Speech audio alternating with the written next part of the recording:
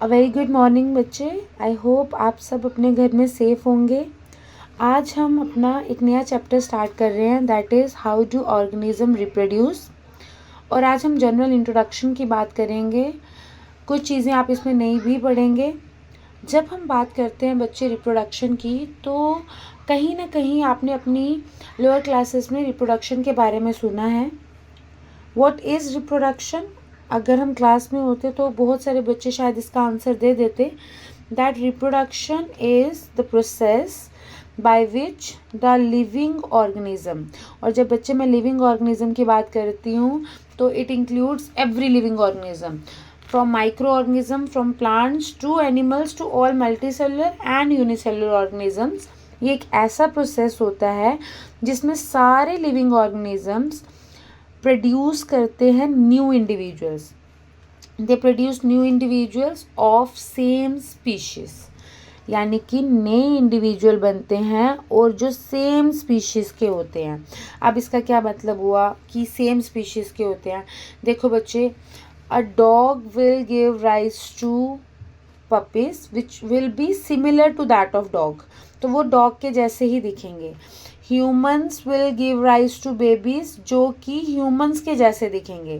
तो same species produce होती है। A mango tree will always give rise to a mango. तो reproduction एक ऐसा प्रोसेस होता है जिसमें living organisms new individuals produce करते हैं ऑफ सेम स्पीशीज। देखो, रिप्रोडक्शन बहुत सारे लोगों को लगता है that it is a life process, but it is not a life process. आपने लाइफ प्रोसेस चैप्टर में लाइफ प्रोसेसेस पढ़ लिए हैं। ये लाइफ प्रोसेस नहीं है, because it is not necessary to reproduce to live. आपको ज़िंदा रहने के लिए रिप्रोडक्शन करने की ज़रूरत नहीं है। रिप्रोडक्शन नेसेसरी क्यों है? Then if it is not a life process, then why it is necessary to have reproduction? देखो बच्चे, आपको मैं आज कुछ क्वेश्चंस भी भेजूंगी जो क्वेश्चंस रिलेट करेंगे विद दिस इंट्रोडक्शन कि रिप्रोडक्शन इम्पॉर्टेंट क्यों है या वाई इट इज़ नेसेसरी। देखो, for the survival and increase करने के लिए पॉपुलेशन। अगर कोई ऑर्गेनिज्म रिप्रोड्यूस नहीं करता है तो उसकी प्रजाति ख़त्म हो जाएगी, वो आगे फॉर्म नहीं हो सकते, उनकी स्पीशीज़ वहीं ख़त्म हो जाएगी। और अगर कोई ऑर्गेनिज्म रिप्रोड्यूस नहीं करता तो धीरे धीरे उसकी पॉपुलेशन डिक्रीज होती जाएगी और वो एक्सटिंक्ट हो जाएंगे, मतलब उनकी प्रजातियां आगे आने वाले टाइम में हमें देखने को नहीं मिलेंगी। तो रिप्रोडक्शन इज़ नेसेसरी। अच्छा, अब बड़ी देर से हम लोग बात कर रहे हैं species, same species. What are species? देखो, बड़े सारे बच्चों को यही कॉन्सेप्ट नहीं होता है कि स्पीशीज क्या होती है। Species, they are group of similar looking organisms. They are group of similar looking organisms which live together. ठीक है, एक तो ये एक जैसे होते हैं, they are similar looking organisms. पहली चीज़ जो स्पीशीज़ के बारे में मैंने बोली, क्या बोली? similar. They are similar looking organisms. Second, they have the capability to interbreed. इनके अंदर कैपेबिलिटी होती है कि ये आपस में रिप्रोड्यूस कर सकते हैं and give rise to new individuals. तो आपसे कोई स्पीशीज की डिफाइन पूछ लेता है, it is a group of similar looking organisms that live together. Again, they live together, then they have the capability to interbreed and give rise to new individuals. I hope आप सबको clear है बच्चे कि reproduction एक ऐसा process होता है जिसमें लिविंग ऑर्गेनिजम्स प्रोड्यूस करते हैं new individual of same kind. Reproduction necessary क्यों है? ताकि सर्वाइवल हो सके, उनकी पॉपुलेशन इंक्रीज हो सके और वो आने वाले टाइम में एक्सटिंक्ट ना हो जाए। अच्छा, अब ऑर्गेनिजम्स रिप्रोड्यूस कर रहे हैं and they are producing new individuals, but क्या जो न्यू इंडिविजुअल बनता है वो बिल्कुल एग्जैक्ट कॉपी होता है? क्या वो बिल्कुल एग्जैक्टली अपने मम्मा या पापा के जैसा दिखता है? इस पर्टिकुलर उसके लिए ना बच्चे कॉन्टेक्स्ट के लिए मैं आपको सजेस्ट करूँगी, डोंट गेट कन्फ्यूज्ड। आगे हम जाके यूनिसेलुलर ऑर्गेनिजम्स की बात करेंगे जो एग्जैक्ट कॉपीज़ भी प्रोड्यूस करते हैं, बट फिलहाल इस क्वेश्चन के लिए I request all of you to take into consideration human beings आप लेके चलिए, ताकि आपको ये क्वेश्चन अच्छी तरह से समझ आए। ये आपका टेक्सचुअल क्वेश्चन भी है, that how do organism create carbon copies of themselves. बिल्कुल एग्जैक्ट एक जैसी कॉपीज बनती हैं। अब आप अपने आप को देख लीजिए, क्या आप बिल्कुल अपने फादर या मदर के जैसे हैं? No, we are not exact copies. Then how we relate? हम सिमिलर हैं। सिमिलर होने का मतलब है कुछ फीचर्स शायद हमारे फादर से मिलते हैं, कुछ हमारे फोर फादर से मिलते हैं, बट देयर आर रिजेम्बलेंसेस। ऐसा नहीं होगा बिल्कुल हम अलग होंगे, बट स्टिल हम लोग बिल्कुल एग्जैक्ट कॉपीज नहीं हैं। अब ऐसा कैसे हो जाता है कि हम एग्जैक्ट कॉपीज नहीं हैं? That is because of the genetic material which is DNA. What is the full form of DNA? Deoxyribonucleic acid. तो अभी कहीं छोटी क्लासेस में भी आपने DNA के बारे में पढ़ लिया होगा, that DNA is deoxyribonucleic acid. और ये जो होता है ये जेनेटिक मटेरियल है, ये पास ऑन होता है from one generation to the next generation. Let's have a quick revision. हमने अभी तक पढ़ा रिप्रोडक्शन क्या होता है, जिसमें ऑर्गेनिज्म रिप्रोड्यूस करके न्यू इंडिविजुअल्स बनाते हैं ऑफ सेम स्पीशीज। और स्पीशीज क्या होता है मैंने आपको उसके बारे में भी बताया। फिर मैंने आपको बताया कि रिप्रोडक्शन हमारे लिए यूजफुल क्यों है। और अब हम ये पढ़ रहे हैं कि क्या रिप्रोडक्शन के दौरान एग्जैक्ट कॉपीज बनती हैं, जिसका आंसर नो है। और अब हम ये पढ़ेंगे कि नो क्यों है।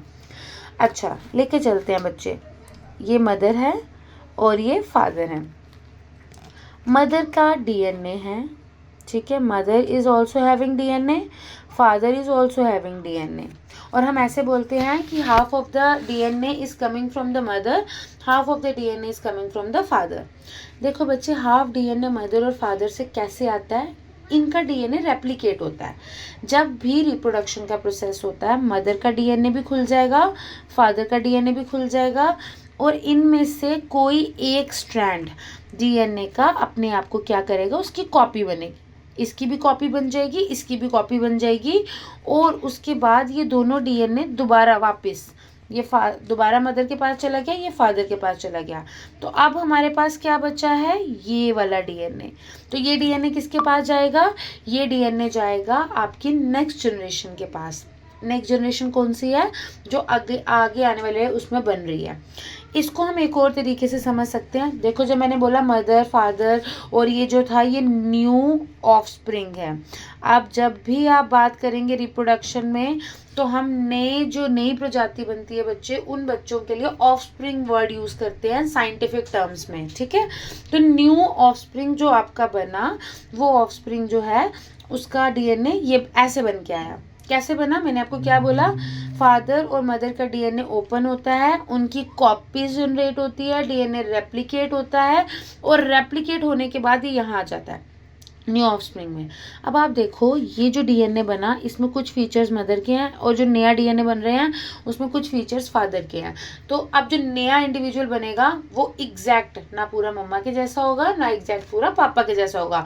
तो उसमें एक टेक्निकल टर्म आती है, and that technical term is variations.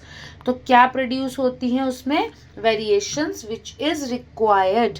अगर वेरिएशंस नहीं आएगी तो हम सारे क्लोन बन जाएंगे, जबकि हम सब क्लोन्स नहीं हैं।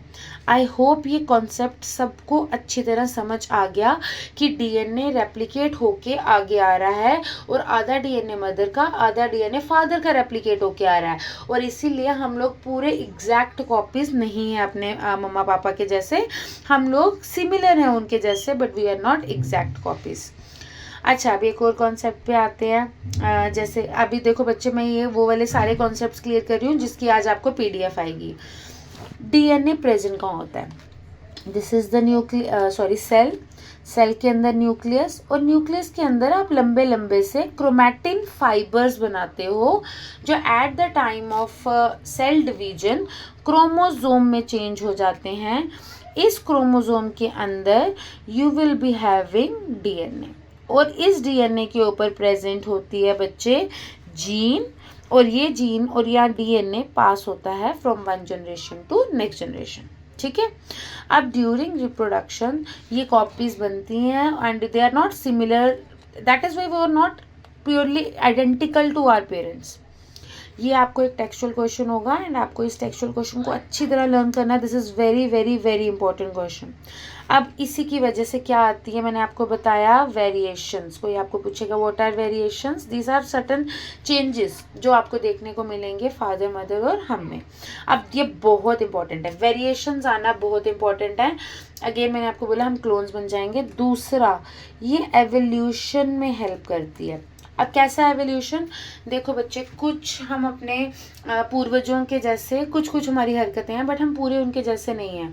क्यों हम उनके जैसे नहीं रहे, क्यों हम लोग पूरे अपने पूर्वजों जैसे नहीं बन के रह सके? बिकॉज जैसे जैसे हमारा इन्वायरमेंट चेंज हुआ बच्चे, वैसे वैसे हमारे अंदर वेरिएशंस को भी चेंज होना पड़ा। इसका मतलब देयर आर सर्टेन फीचर्स जिसकी वजह से वेरिएशंस बहुत इंपॉर्टेंट हैं। इसकी वजह से हमारी इसमें बॉडी डिज़ाइन बनता है बच्चे। देयर विल बी, जो हमारा बॉडी डिज़ाइन है उसमें जो चेंजेस आ रहे हैं वो इसी वेरिएशन की वजह से आ रहे हैं। हमें क्यों ज़रूरी हो गए? देखो, अगर इन्वायरमेंट में बहुत सारी चेंजेस हो रहे हैं और अगर मैं चेंज नहीं हो रही हूँ अपने बाहर के इन्वायरमेंट के अकॉर्डिंग, तो आने वाले टाइम में मेरे को एक्सटिंक्ट होना पड़ेगा। क्यों? क्योंकि मैं बाहर के इन्वायरमेंट के साथ चेंज नहीं हो रही हूँ। अगर मुझे चेंज होना है तो मुझे अपने अंदर वेरिएशंस लानी पड़ेंगी। तो for the survival of the species in the existing environment, there has to be certain changes in the body design and for that there should be variations. Environment में चेंजेस होते रहते हैं। आप कोई पूछेगा कैसे चेंजेस मैम, देखो temperature change होता है, क्लाइमेट चेंज होता है, वाटर लेवल चेंज होता है, आपकी ह्यूमिडिटी चेंज होती है, वेदर कंडीशन चेंज होती है, कुछ भी चेंज हो सकता है। और अगर मैंने अपने आप को अडाप्ट नहीं किया, अगर मैंने अपने आप में चेंजेस नहीं लाए, नॉट ओनली मी, आपके जितने भी स्पीशीज़ हैं, like birds, like snakes, like आप जितने भी लिविंग ऑर्गेनिज्म देख लो, अगर वो चेंज नहीं करेंगे तो दे विल बी एक्सटिंक्ट। तो हर एक स्पीशीज़ को देयर इज़ अ रिक्वायरमेंट। अगर स्पीशीज़ अपने आप को चेंज नहीं करेंगी तो वो आगे आने वाले टाइम में मर जाएंगी। तो there is necessary for the survival of the species. I hope आप सबको ये क्लियर है। आपको आज क्वेश्चंस आएंगे, आप उनको नोट डाउन कर लीजिएगा। वीडियो को प्लीज़ देख के समझ के फिर क्वेश्चंस को लर्न भी करिएगा। Be safe,